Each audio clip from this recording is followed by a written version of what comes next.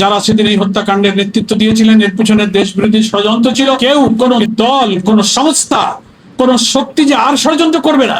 এই ঘটনার সাথে কোন দেশের কিরকম পরিকল্পনা, কারা কারা যুক্ত ছিলেন, কোন এক অজানা কারণে আমাদের দেশপ্রেমিক এই সেনাবাহিনীর এই নির্মম হত্যাকাণ্ডের রহস্যটাকে কেন যেন চাপা দিয়ে রাখার চেষ্টা করা হচ্ছে বারবার। এজন্য আমরা এই আলোচনাকে আর দীর্ঘ না করে কথা, আমাদের মূল আজকে একটাই, যে সেই সময়কার ক্ষমতাসীন প্রধানমন্ত্রীর নির্দেশনায়, সহযোগিতায়, মদদে এই ঘটনা যে ঘটেছিল তার সাথে কারা কারা জড়িত ছিল, বিভিন্ন সময় বিভিন্নভাবে নাম এসেছে, বিচারের মুখোমুখি হতে যাচ্ছে, আমরা শুনতে পাচ্ছি।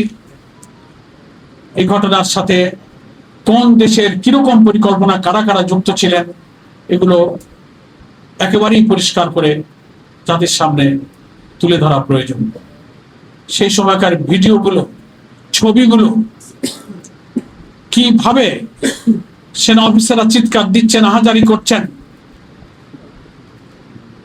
প্রধানমন্ত্রী এই হত্যাকাণ্ডের পর পর সেনা অফিসারদের নিয়ে যে মিটিং করেছিলেন, সেইখানে তদানীন্তন প্রধানমন্ত্রীর বক্তব্য চলাকালে সেনা অফিসারদের যে কি আহাজারি, কি কান্না, যে কেন সাথে সাথে এত অনুরোধ করার পরও এই হত্যাকাণ্ডের বিরুদ্ধে সেনাবাহিনীকে অ্যাকশন নিতে, তাৎক্ষণিক সেখানে ব্যবস্থা নিতে দেওয়া হয়নি, কেন বিলম্ব করা হলো।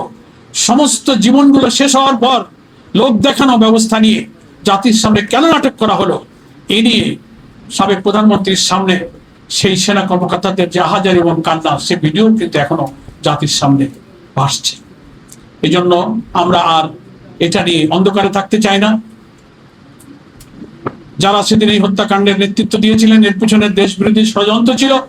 এটা যদি আজকে উন্মোচিত না হয়, এই দেশকে নিয়ে আবার কেউ, কোন দল, কোন সংস্থা, কোন শক্তি যে আর ষড়যন্ত্র করবে না, তার তো কোনো নিশ্চয়তা নেই। ফলে আমাদের স্বাধীনতা, আমাদের আজাদী, আমাদের সার্বভৌমত্ব, আমাদের জাতিসত্তা, আমাদের অখণ্ড বিরোধী সকল ষড়যন্ত্র নির্মূল করতে গেলে এই পিলখানার সেনা হত্যার আসল কাহিনী, সেনা হত্যাকাণ্ডের আসল কাহিনী জাতির সামনে উন্মোচন করতে হবে।